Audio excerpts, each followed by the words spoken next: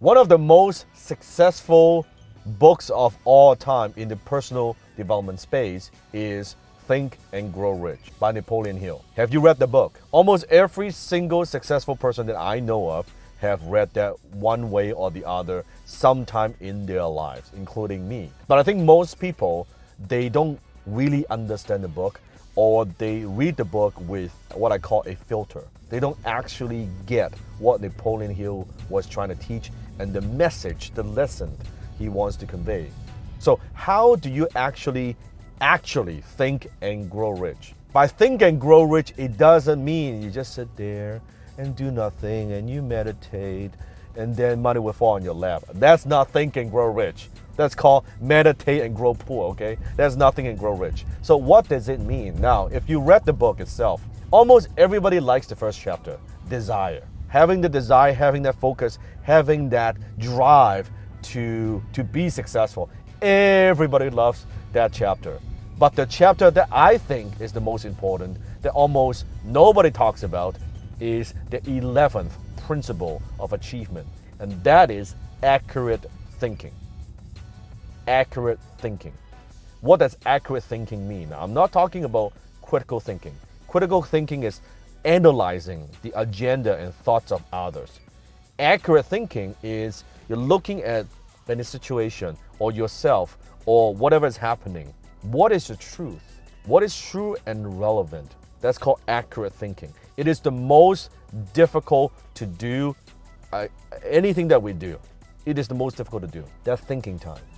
If you were to ask me, take away everything I have, take away all the tools that I have in business, in sales, in marketing, everything I have, but you can leave me with one thing, what would I pick? Without hesitation, I would tell you, is thinking time. The ability to think. Because business is an intellectual sport. Creating wealth is an intellectual sport. Becoming successful is an intellectual sport. Not necessarily just how smart you are, but the ability to think. What is going on? Thinking time. Most people don't think enough. Henry Ford said it best. Thinking is the hardest work there is. That's why so few people engage in it. What do I mean by thinking? Does that mean you lock yourself in a room and just sit there and let whatever thoughts that come to mind and that's thinking? No. Let me teach you how to think. This is probably, to the right person watching this, it is the most valuable skill, the most valuable lesson that I could teach you. This is literally the one thing that has made me who I am today. The one thing that created Dan Lok. One thing, and that's thinking time. Here's how it works. The way you think is very simple. You get yourself in a quiet environment. Maybe you turn on some music, doesn't really matter. Thinking is nothing more than asking yourself profound and deep questions. That's what thinking is. I'll say it again. Thinking is nothing more than asking yourself deep and profound questions. When I say deep and profound, it means asking those questions that takes a little bit of time. You need to think about it, not a very surface level questions. Let me give you an example. If you ask yourself the question, why can't I make more money? That kind of quality of a question leads to poor answers, horrible answers. Because think about it. You ask your mind, well, why can't I make more money? What comes to mind? Well, because you suck, because you're no good, because you're not worthy, because nobody likes you, because nobody wants to buy your stuff. Nobody wants to do business with you. Or maybe you don't have enough experience. You don't have a track record. You don't have enough resources. You don't know the right people. All this shit, how does that help you in any way? A better question to ask maybe perhaps is, well, how can I make more money? But then that's also a very basic question. Basic question.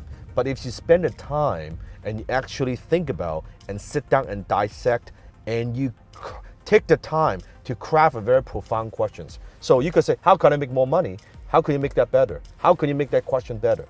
Okay, how about instead of being so vague and so general, instead of how can I make more money, how can I make more sales? There's a difference. If you run a business, how do I make more sales? Okay, how about let's make it even better? How can I make more sales without getting any new customers? That's interesting. You see how now you're thinking from a different perspective. How about this? Let me add one more layer.